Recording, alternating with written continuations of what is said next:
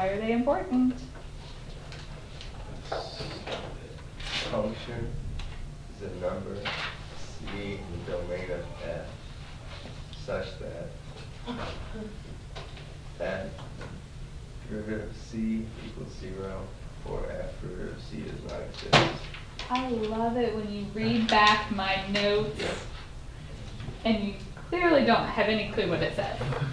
So what is that telling you? Critical points are where the derivative is 0 or undefined, but why were those important? What were you just finding? Yeah, maximums and minimums. Those are the places where we have high and low points on our graphs. So that's why it's important if we want to find that high and low point on our graph. In this section we have two important theorems, Rolle's theorem and the mean value theorem. So each of these theorems have some conditions, and I'm going to go ahead and tell you now, you are going to have to know what these theorems say. So on the test I will say use Rolle's theorem to show this. And so you are going to have to know what your conditions are for Rolle's theorem and what it says. So if you have a highlighter, you might want to highlight this box. This is something you're going to need to know. So for Rolle's theorem to work, there are three conditions. The function has to be continuous on the closed interval. So we have to have closed points, no breaks in our graph. It's differentiable on the open interval. So the derivative has to exist everywhere except possibly at the endpoints. And the two endpoints have to be equal. If those three conditions are met, then it tells us that there is a number where the derivative is 0. Right, let's look at some pictures to show us what this means. So here's an example. Okay, the two endpoints are equal. It's continuous, it's differentiable. So Rolle's theorem says there has to be somewhere in this interval where the derivative is 0. Now actually this one's a horizontal line. So it's 0 everywhere. The derivative is 0 everywhere. Here, A and B are equal. If it's nice, continuous, smooth, so it's differentiable, here's a point where the derivative is 0. All right, when I look at this one, my endpoints are equal. So this one actually has 2 points where the derivative is 0. It's not saying there's just one, there's just at least one. Here's one more where the derivative is 0. So this allowed us to find critical points. It's basically saying you will have a critical point in that interval. What this doesn't tell us is if our function has a break in the graph, it doesn't guarantee anything. For instance, if I drew something like this.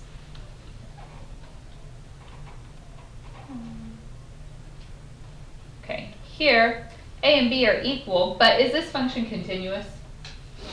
No. So the Rolle's theorem doesn't guarantee that there is a critical point there. So it only works if we have continuous differentiable functions. I think, do you guys want me to prove to you why this is true, or do you pay any attention when I prove things? You can prove it. So,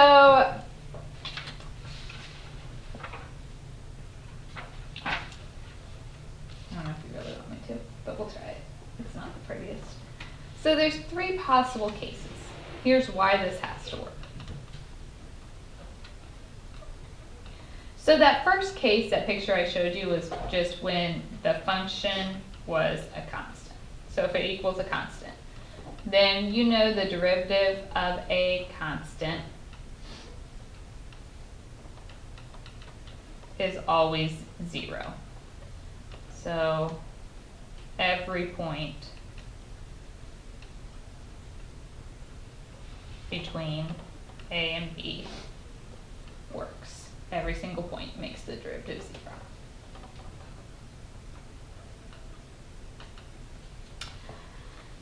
All right, case 2 is if the function itself is bigger than f of a somewhere in the interval.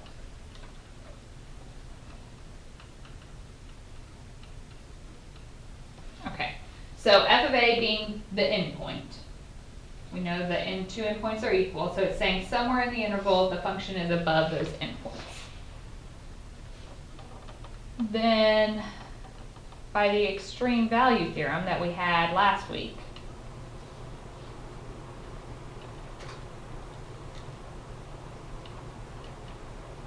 there is a maximum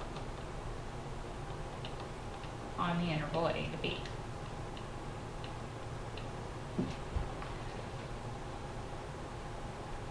For Rolle's theorem to work, we know f of a has to be equal to f of b. It is not those endpoints, so it's for some other point in the interval a to b. So it has a local max, and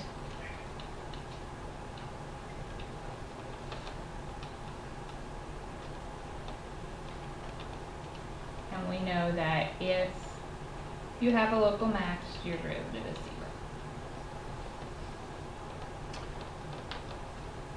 0. The third case is when your function is smaller than f of a for somewhere in the interval. And I'm not going to write that one out. It's just the same as case 2. Using that extreme value theorem, then we would know it would have to have a minimum somewhere. And if you have a minimum, the derivative is 0. So this proof really just guarantees that this is going to work, as long as our conditions are met. So I want to look at some examples of that.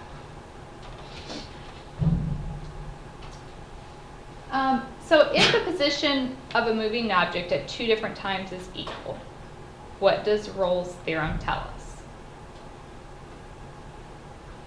Okay, you have a moving object, so we roll a ball. If the position is equal at 2 points, that means at some point it hits right here, and then at some point it has to hit back. The only way it could hit that same position twice is if what happens?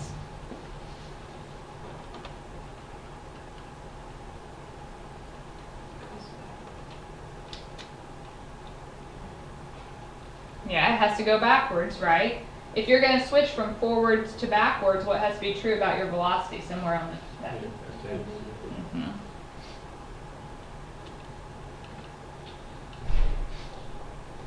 The only way you could hit that same position twice is if you switch from forwards to backwards, so at some point you had to have a velocity of 0 in order for that to work. All right. Let's look at another one. So here's my function. I want to find the number that satisfies Rolle's theorem. So first we have to check the conditions. 1/2 is just like a square root.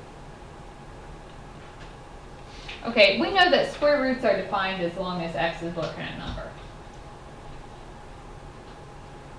Positive. Since I'm on the interval 0 to 1, are we good there? Yeah. I'm not going to require you to prove a lot to me about the function being continuous and differentiable, because we did that back in the first semester, so you're not going to have to provide a lot of justification, but you are going to have to state it. So my conditions, or my criteria. You always have to start out checking that. The first criteria, x is continuous on 0 to 1.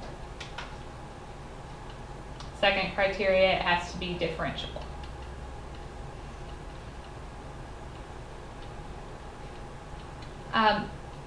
Let's make sure, if I did this derivative,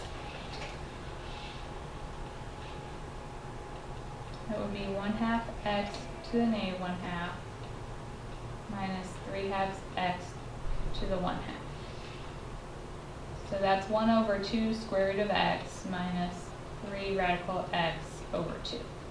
Does that exist everywhere? Where is that not going to be defined? at 0. So it's differentiable on the open interval, not the closed interval.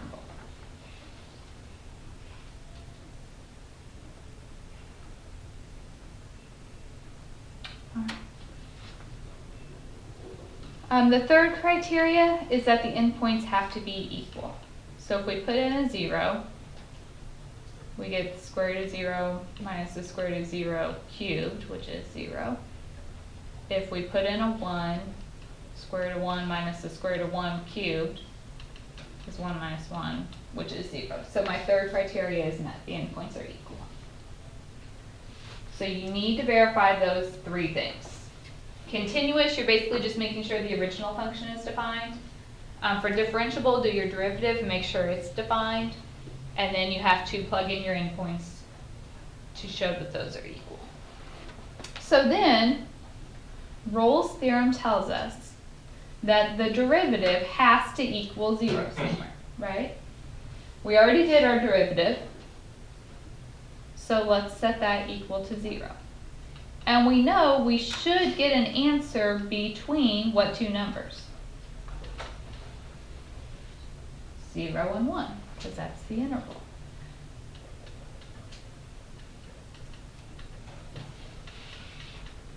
So if we cross multiply, we get 6 square root of x squared, so 6x equals 2, and so x equals 1/3. So on the Rolle's theorem problems, you'll have to show the criteria and then find the point where your derivative is 0.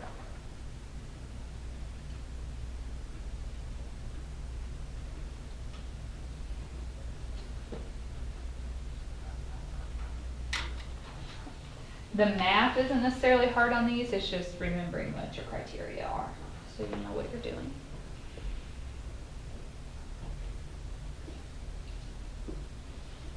Questions?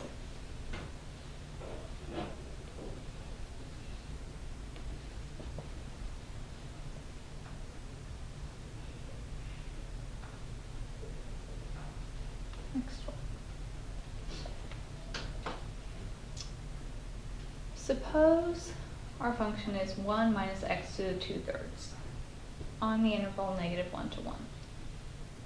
Does that meet Rolle's theorem? So let's check our criteria.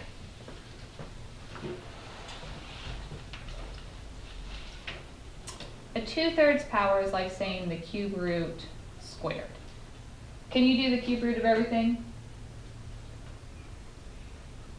Yeah, we can do positives, we can do negatives, we can do zeros, so that's good. So the first criteria,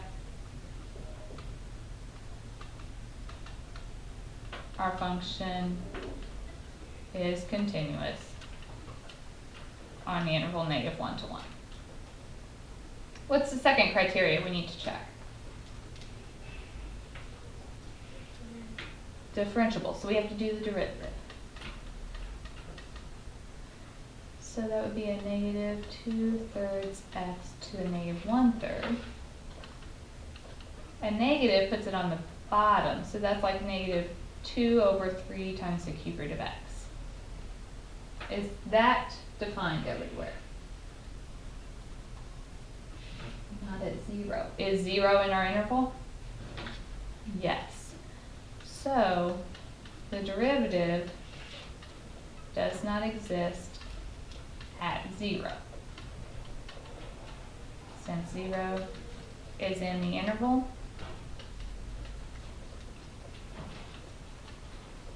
we cannot use Rolle's theorem.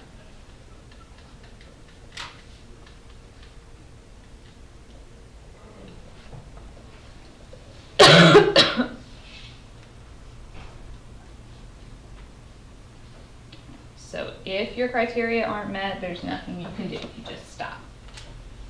Now, if I had done a different interval, like 1 to 3, would we have been good? Yes, we'd be able to find something in that interval.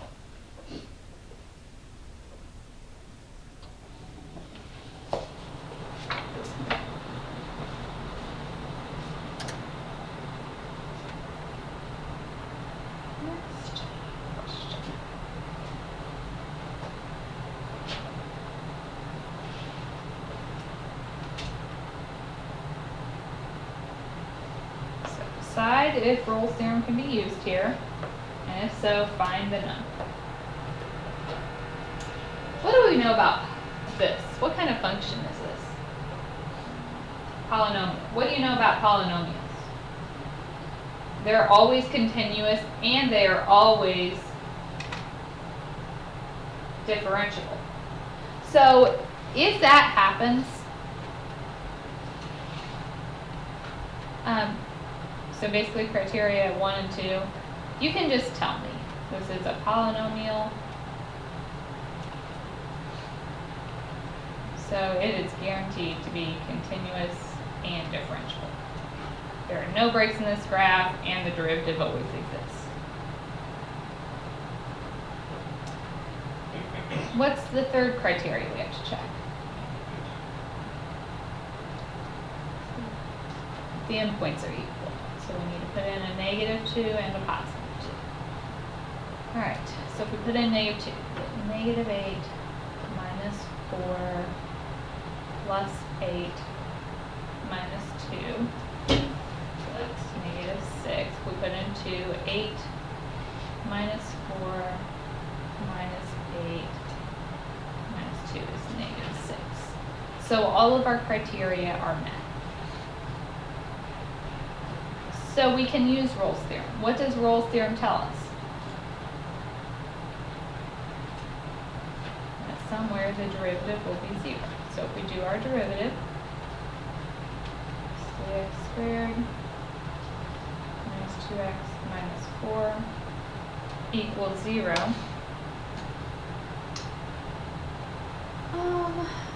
So this is quadratic.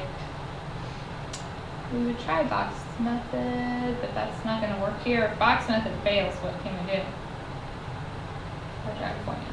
X equals opposite of b plus or minus the square root of b squared minus 4ac all over 2a.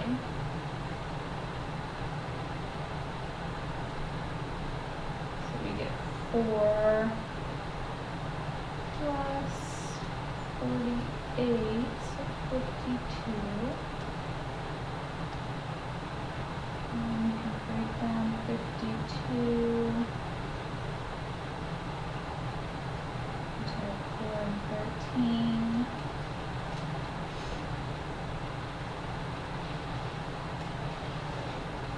So if we reduce, we get 1 plus or minus 13 over 10. In general, it's a good idea at this point to make sure those are both in your interval. If I did my decimal 1 minus the square root of 13 over 3 is a negative 0.8685. If you do the 1 plus, you get 1.5352. So both of those are between -2 and 2. So both of those are the answer. So we actually had 2 values this time that worked. In general, if you get values that aren't in your interval, then you throw them out. Your final answer would just be the ones that's in the interval that I gave.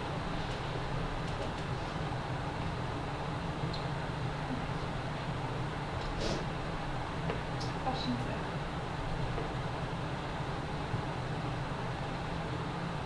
there? Okay, so it turns out Rolle's theorem is really just a special case of a bigger theorem.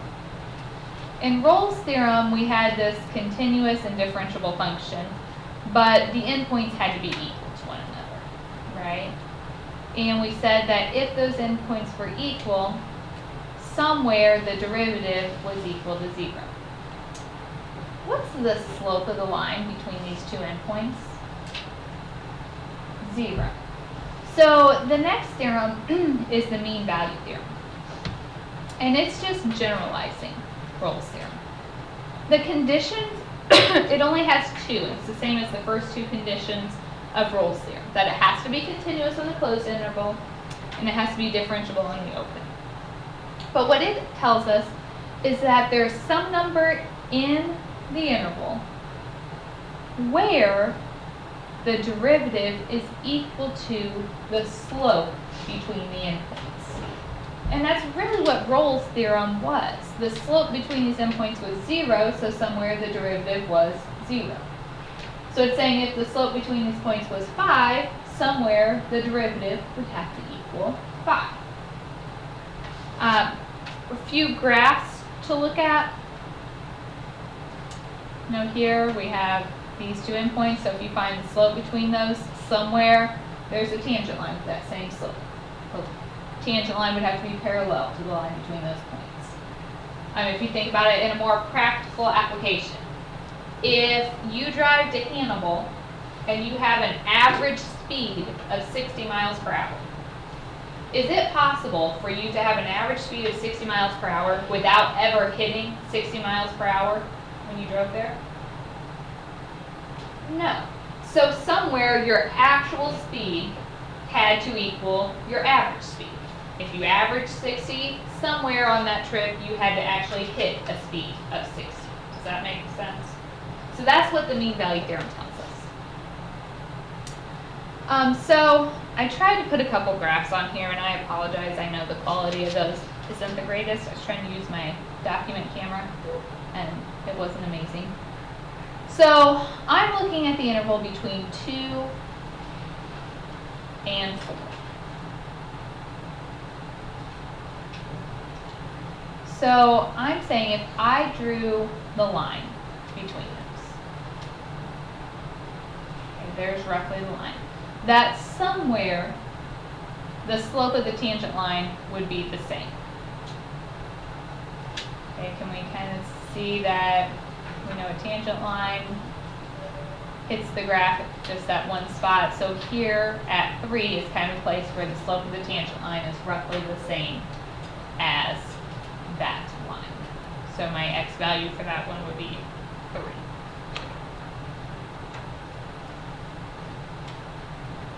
So next example, I was looking between -1 and +3.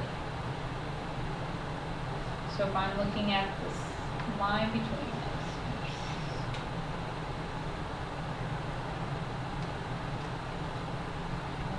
I need somewhere where the slope of the tangent line would be the same as that line. Where do you guys think that is?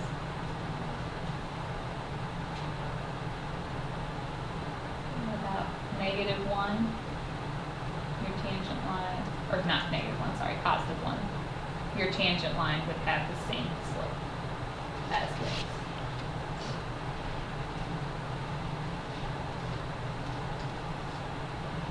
This one, between 1 and 4.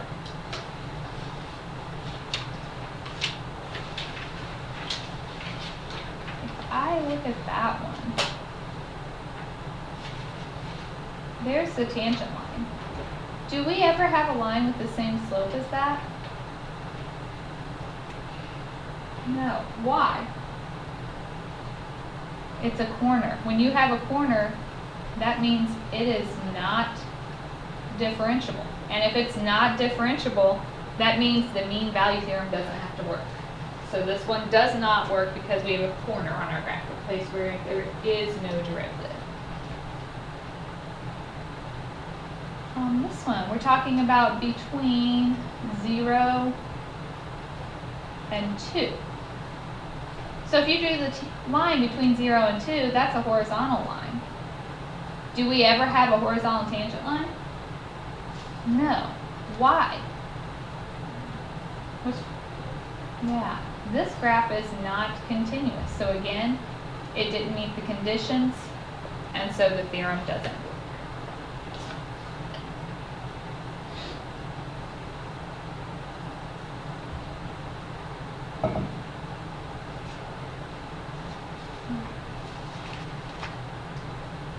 So let's do a mean value.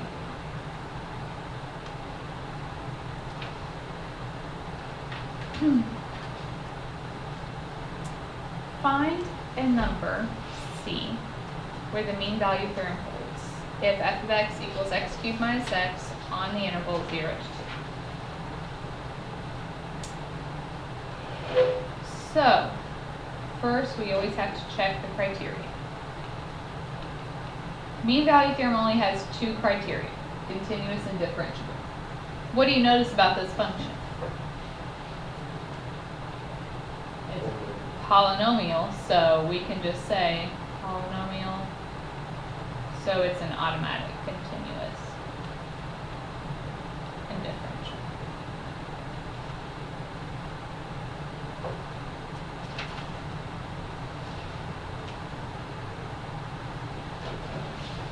All right.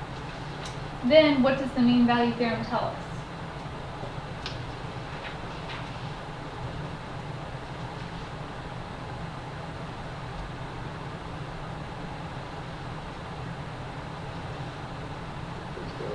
Point of the slope from the two endpoints is the same as the slope for the endpoint. So somewhere the derivative will equal the slope between the endpoints. So we need to find the ordered pairs for the two endpoints. So if we put in a 0, what do we get out? 0. So our first point is 0, 0. If we put in a 2, we get 8 minus 2, which is 6, so our second point is 2, 6. So the slope between those, y sub 2 minus y sub 1 over x sub 2 minus x sub 1, 6 divided by 2 is 3. So it tells me that somewhere the derivative equals 3.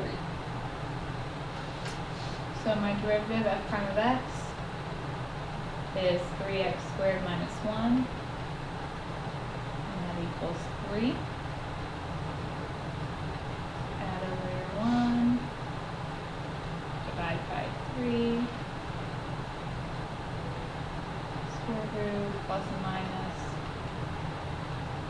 square root of 4 is 2, over the square root of 3. So you get 2 radical 3 over 3. Are both of those in the interval?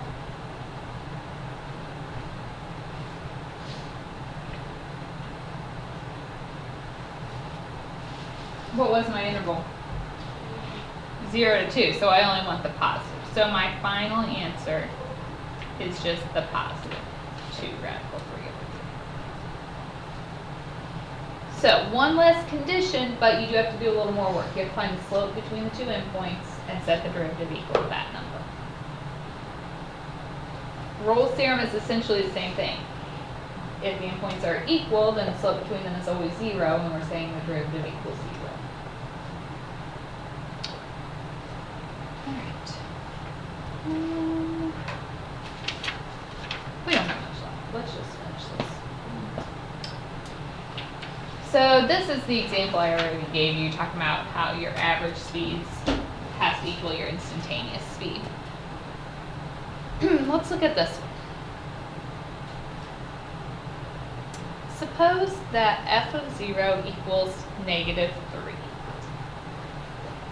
And your derivative is less than or equal to 5 for all values of x. How large can f of 2 possibly be? Okay.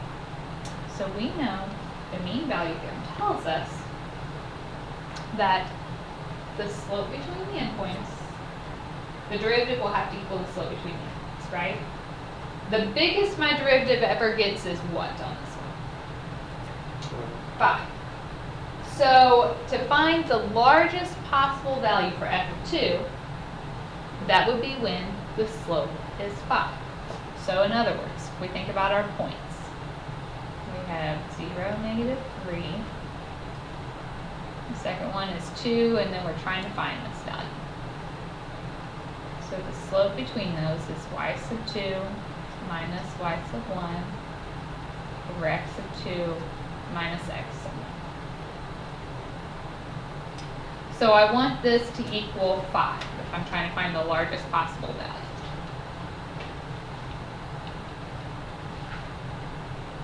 So y plus 3 would equal 10. So the largest y value we could ever hit would be 7. Anything larger than that will give you a derivative bigger than 5.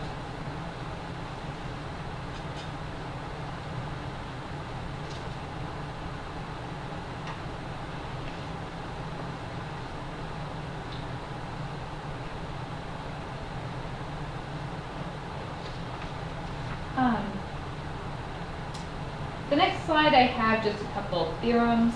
They are not as important. What I'm really wanting you to know from this section is mean value theorem and Rolle's theorem. And so anything I put on a test or quiz is going to be very straightforward. You know, use Rolle's theorem here, use mean value theorem. So checking if you know your criteria.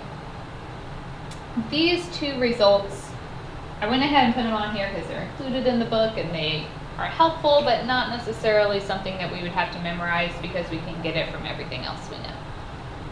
It tells us if your derivative is always equal to 0, what kind of function do you have to have? Constant. So that's the first one, which we already knew. Second one, if two functions have the same derivative, then their only difference is the constant, which we already knew. Like x squared and x squared plus 5 have the same derivative because the only difference between the two of them is a constant. All right, so this is like a problem that I could ask you to do, possibly a slightly uglier version because when we're working together we can handle some nastier problems. I want to see if the mean value theorem works here, and if so, we're going to use it. So, mean value theorem, we have to check our criteria. It has to be continuous and differentiable.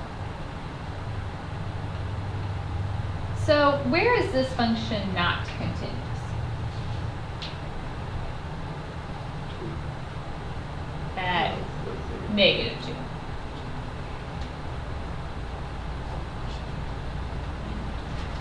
Because that would give us a 0 on the bottom of a fraction.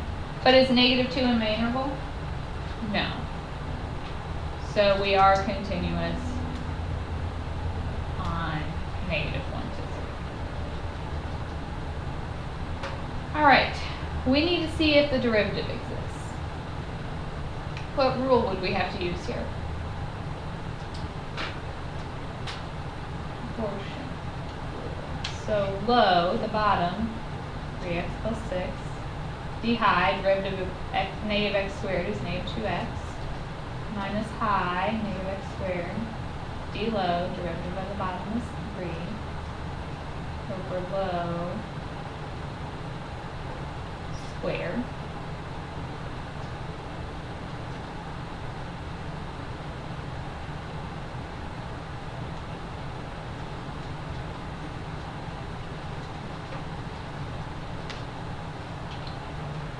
So we get 3x squared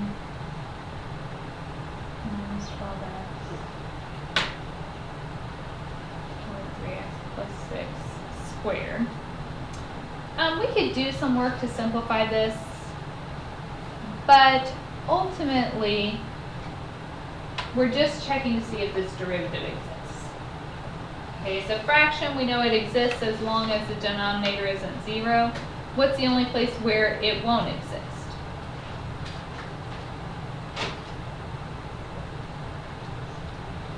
Still -2. It's the only place that makes it undefined.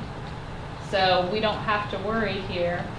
It is differentiable on our end. So now we actually have to do the mean value theorem. So the mean value theorem tells us that somewhere the derivative equals the slope between the endpoints. So we need to find the slope between my endpoints. So if we put in these points, we put in -1, get the opposite of -1 squared. 3 times -1 is -3 plus 6. We get a -1/3. So we put in a 3.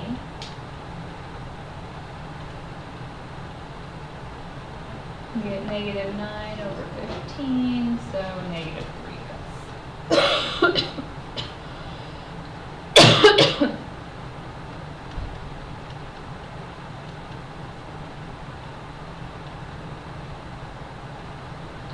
So our slope, y sub 2 minus y sub 1 over x sub 2 minus x sub 1.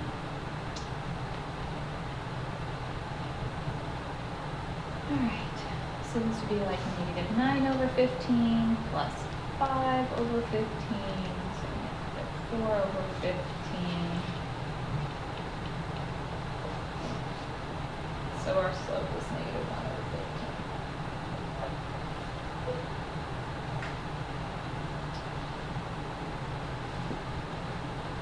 15. So our derivative, which we already found,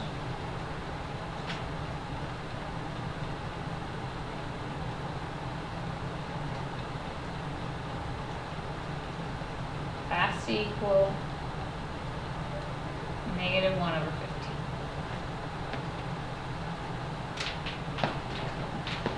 This is beautiful, isn't it?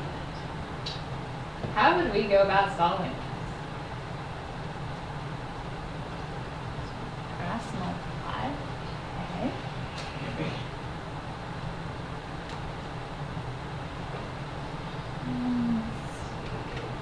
12 times 15. 180 x. I'm going to go ahead and square that.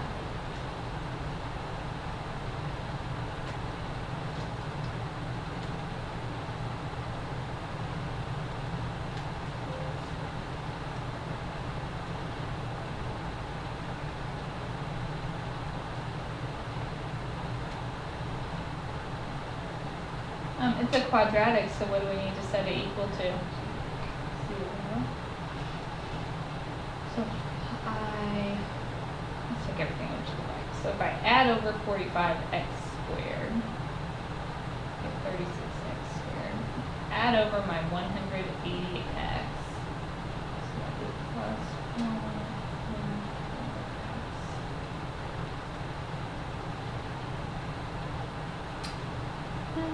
What can we do here? Yeah, we're going to need factor. Could we reduce this first? Everything is divisible by 36. 0 divided by 36 is 0. 144 over 36 is 4. Does box method work out nicely here? Anything multiply negative 1 and add to 4? No, so we have to do quadratic formula. So opposite of b plus or minus the square root of b squared minus 4ac all over 2a. So we get 16 plus 4 is 20. Break that down.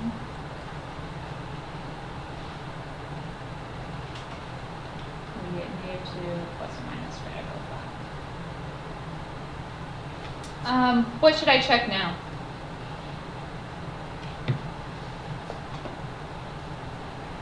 They have to be in our interval. So negative 2 plus the square root of 5 is a 0.236, so that's good. Negative 2 minus the square root of 5 is a negative 4, so that one is not. So my only answer is negative 2 plus the square root of 5. That was beautiful, wasn't it? Look at all the math we can do.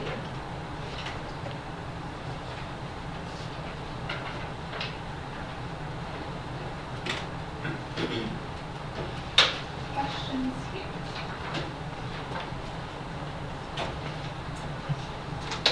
So, here is my plan. I have some book problems on there, but I actually changed my mind.